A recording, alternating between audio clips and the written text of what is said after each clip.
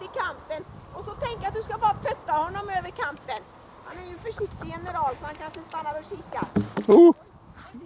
Oj, sa han. Vad dumt det blev. Det gör inget. Bara kom en gång till.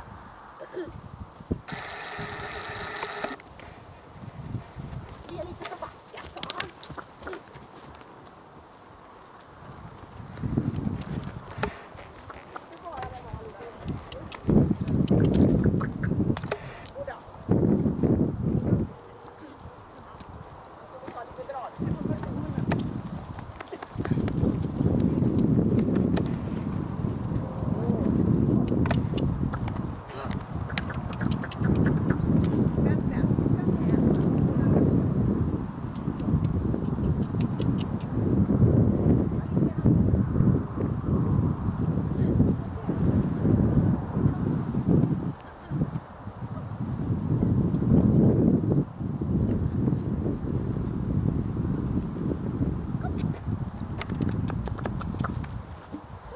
Oj.